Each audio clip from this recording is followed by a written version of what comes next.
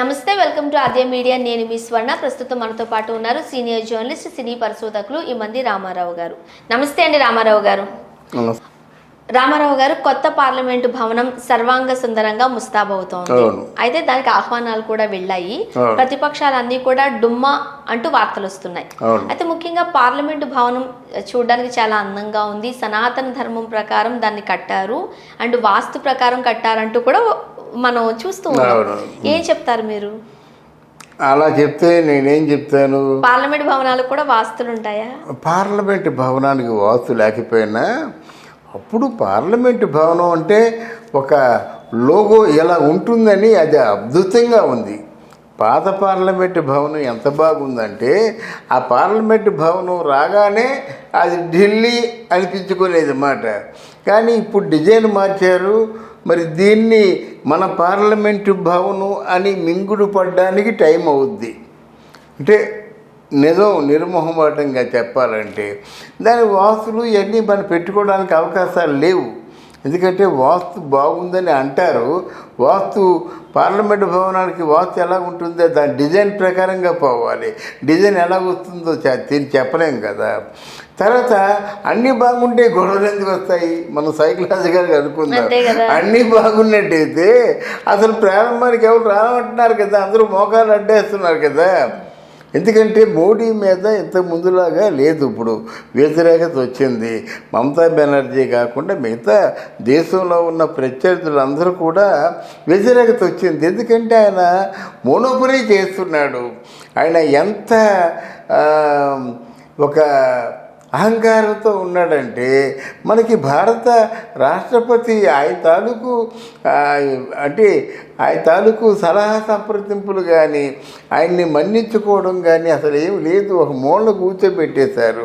ముర్ము పాపం ఆవిడని ఏదో ఆదివాసీ వ్యక్తిని ఒక రాష్ట్రపతిగా తయారు చేసి ఏదో పెద్ద పేరు తెచ్చుకుందాం అనే ఆలోచనతో ఆవిడని తీసుకొచ్చారు. కానీ మరి ఆవిడకి రాష్ట్రపతి అన్నప్పుడు who ever it may be, రాష్ట్రపతి ఈజ్ రాష్ట్రపతి కనుక మరి ఆవిడ్ని గౌరవించుకోవాల్సిన అవసరం లేదా? ఈరోజు ఆవిడని కనీసం ఖాతరు చేయటం లేదు. ఇక్కడేమో కేసీఆర్కి గవర్నర్ అవసరం లేదు, అక్కడేమో మోదీ గారికి రాష్ట్రపతి అవసరం లేదు. కనుక మిగతా వాళ్ళందరూ కూడా ఇది మంచిది కాదు కనుక దీన్ని మనం వెళ్ళొద్దు, దీన్ని మనం ఎంటర్టైన్ చేయొద్దు అని చెప్పేసి వాళ్ళు మోకాలు అడ్డేయడం జరిగిందన్నమాట. అయితే ఇద్దరు వెళ్దాం అనుకుంటున్నారు. ఒకరు మాత్రం మేము వస్తున్నాం అనేటువంటి సలహా అంటే పిలిపిచ్చేశారన్నమాట. మీరు పిలవడమే ఆలస్యం, నేను వచ్చేస్తున్నానని. ఇక్కడ మన కేసీఆర్ గారు మాత్రం వెళ్ళాలా మానాలా అనే ఉద్దేశం అన్నమాట. మరి వెళ్ళాలి కదా, ఈ తప్పు చేశారు కదా. ఈయన అసెంబ్లీ ప్రారంభోత్సవానికి కూడా అక్కడ మోదీ గారు ఎలాగైతే మరి రాష్ట్రపతిని పిలవకుండా ఉన్నారో ఈయన కూడా గవర్నర్ పిలవలేదు కదా. మరి ఈయన చేసింది కూడా ఆ పనే కదా. కనుక మోడీ అది చేసిన పని మంచి పనే కదా. మంచి పని అయితే వెళ్ళాలి కదా. కనుక ప్రాణమిత్రులిద్దరూ కలిసి వెళ్తారు. జగన్మోహన్ రెడ్డి గారు కానీ మన కేసీఆర్ గారు కానీ చక్కగా వాళ్ళు చట్ట ప్రకారం వేసుకొని ఆ పార్లమెంటు భవనం తాలూకు ప్రారంభోత్సవానికి వెళ్తారని ప్రస్తుతానికి మోదీ గారికి కేసీఆర్ గారికి పడడం లేదు కాబట్టి ఆయన దూరంగానే ఉండే అవకాశాలు ఉన్నాయంటున్నారు. ఎందుకంటే ఇప్పుడు టీఆర్ఎస్ కాదు, అది బీఆర్ఎస్ అయింది కదా. లేదమ్మా, ఇదంతా నాటకాలమ్మా. ప్రస్తుతానికి మోదీ గారికి ఎవరికి కేసీఆర్కి పట్టడం లేదని ఎవరు చెప్పారు? వాళ్ళే చెప్పుకుంటున్నారు. లేదు, అలాగా చెప్పుకోవడానికి ఏముంది? బీఆర్ఎస్ అని పెట్టాడు. బీఆర్ఎస్ అని ఎందుకు పెట్టాడు? కూతురిని ఎక్కడైతే అరెస్ట్ చేసేస్తారో జైల్లో పెట్టేస్తారో అని ఆ టీఆర్ఎస్ కాస్త బీఆర్ఎస్ అయింది. ఒక పక్క వాళ్ళ కాళ్ళు వేలు పట్టుకోకపోతే ఏ రోజు కూతురిని అరెస్ట్ చేసి పెట్టేసేవాళ్ళు కదా. ప్రభుత్వం వాళ్ళ చేతిలో ఉంది, పవర్స్ అన్నీ వాళ్ళ చేతిలో ఉంది. వాళ్ళని ఎలాగ ప్రసన్నం చేసుకోవాలో ఆలోచించుకోకపోయినట్టయితే ఇంతకాలం కవిత ఉంటుందా ఈయన దగ్గర? గనక ఇవన్నీ బయటికి చెప్పే మాటలు కానీ మన ప్రధానమంత్రికి కానీ హోమ్ మినిస్టర్ కానీ వాళ్ళ కనుసన్నల్లో వాళ్ళ చెప్పు చేతల్లో లేకుండా ఎవరూ ఉండలేరమ్మా, ఎవరూ ఉండలేరు. ఎందుకంటే పవర్ వాళ్ళది. అది ముఖ్యంగా సనాతన ధర్మం ప్రకారం కట్టాము అని చెప్తున్నట్టుగా వార్తలు వస్తున్నాయి కదా. ఇప్పుడు పార్లమెంట్ అంటే ఏంటి? అన్ని రకాల మతస్థులు ఉంటారు, లేకపోతే మనం చూడొచ్చు తెలుగు వాళ్ళు ఉన్నారు, రైట్. వివిధ భాషలకు చెందిన ఎంపీస్ ఉంటారు అక్కడ. మరి ఒక్క ధర్మాన్ని ఎట్లా పాటించారు అన్నట్టుగా కూడా కొన్ని వార్తలు ఉన్నాయిగా. అంటే ఇక్కడ సనాతన ధర్మం అన్నది ఏ ధర్మాన్ని పాటిస్తారు అది మనం ప్రశ్నించుకోవాలి. అక్కడ పార్లమెంట్ అనేది it is not meant for one religion, ఒక మతానికి సంబంధించింది కాదు, వివిధ మతానికి సంబంధించింది. వాళ్ళ తాలూ మనోభావాన్ని మనం గౌరవించాలి. ఇంకోటి రెండోది ఏమంటున్నారంటే మంత్రదండం అంటున్నారు. అంటే ఏంటి, మీరు అంటే మేధావులందరూ అక్కడ సభ చేస్తారు, మేధావులకేమో మంత్రదండం అనేటువంటి ఒకటి ఉంటుందా? లోపల పార్లమెంట్లో మంత్రదండం అని చెప్పేసి పేపర్లో ఒకటి చూపించారన్నమాట, గవర్నమెంట్ సింబల్తో ఒక మంత్రదండాన్ని. అంటే మంత్రదండం అంటే ఏమిటి నాకు అర్థం కాల అది.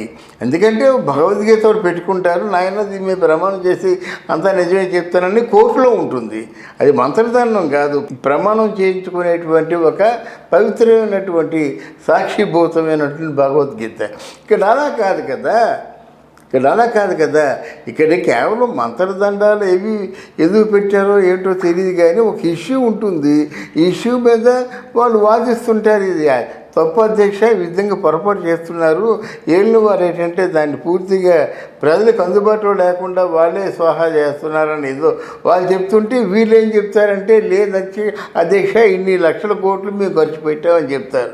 అంతకంటే మంత్రదండంతో పనే ఉంది. ఆ స్పీకర్ కొంచెం తెలివైనడైతే ఎవరికి మాట్లాడితే ఎక్కువ నెంబర్ ఆఫ్ ఇష్యూస్నేమో చెప్పగలుగుతారు, ఎవరికి మాట్లాడితే ప్రజలకు మేలు జరుగుతుంది, ఇవన్నీ ఆలోచించుకొని వాళ్ళు మాట్లాడే అవకాశం ఇస్తారన్నమాట. అంతేగాని అక్కడ ఇట్లాంటి సనాతన ధర్మాలు ఆచరించడం, తర్వాత ఏమో మంత్రదండాలు ఇట్లాంటివి ఏవి ఉండవని నా అభిప్రాయం. ముఖ్యంగా హైదరాబాద్ అని అనగానే మనకి చార్మినార్, గోల్కొండ ఇలా కొన్ని మనకి అలా ఉండిపోతాయి. అవును, భాష తెలియని వాళ్ళకి కూడా ఇవి రెండు చూడగానే ఇది హైదరాబాద్ అంటాం. అలానే ఇప్పుడు ఢిల్లీ అనగానే మనకు ఒక పార్లమెంట్, ఎర్రకోట ఇవన్నీ చూస్తూ ఉంటాం. అది మనకి ఢిల్లీ అని చెప్పడానికి అక్కడ ఢిల్లీ అని ఉండదు, పార్లమెంట్ చూపిస్తే ఇది ఢిల్లీ, పార్లమెంట్ భవనం చూస్తే పార్లమెంట్ ఇది ఢిల్లీ అనుకుంటాం, ఎర్రకోట ఢిల్లీ అనుకుంటాం అన్నమాట. అది సో అలాగా ఉన్న వాటిని వీళ్ళు మార్చేస్తూ కొత్త హంగులు, కొత్త ఆర్భాటాలు అంటూ మార్చేయడం ఎలా చూస్తారు మీరు? అంటే ఫ్యూచర్ జనరేషన్స్ దానికి అలవాటు పడాలి. కొంతకాలం మనం అలవాటు పడితే కానీ, అంతకుముందు మీ సినిమాల్లో డబుల్ డెక్కర్ ఉందంటే అది మద్రాసును చూపించాలంటే ఎల్ఐసి బిల్డింగు, క్లాక్ టవర్ లాంటిది, ఎల్ఐసి బిల్డింగు. ఇక్కడ హైదరాబాద్ చూపించాలంటే డబుల్ డెక్కరు, ఎలా చూపించేవాళ్ళు అన్నమాట. మరి అన్నీ అవి మర్చిపోవాలంటే మనం కొంతకాలం పట్టాలి. పార్లమెంట్ భవనం చూపిస్తే న్యూఢిల్లీ అన్నమాట. ఎంత పవిత్రమైంది, నువ్వు సనాతన ధర్మం అని అంటున్నా కానీ అలా కాదు. ఆ బ్రిటిష్ వాడు కట్టిందే వాళ్ళ తాలూకు కట్టడి కానీ, ఆ స్కెచ్ కానీ, ఆ నిర్మాణం కానీ అది ఎంత అపురూపంగా ఉంటుంది, ఇది ఎంత అందంగా ఉంటుంది. మరి ఎందుకు ఈయన పెడుతున్నారో, ఎందుకు వీళ్ళు పేరు ఉండిపోవాలని శాశ్వతంగా ఆలోచనతో ఆ స్వార్థంతో పెడుతున్నారేమో కానీ దానికి సాటి ఈ భవనం వస్తుందని నేను అనుకోను. నా వరకు అంతకంటే బాగుండొచ్చేమో మిగతా వాళ్ళ విషయంలో. నా వరకు నేను చెప్పాలంటే ఆ పార్లమెంటు భవనం లాగా ఈ పార్లమెంటు భవనం ఉండదు. Thank you so much. Thank you.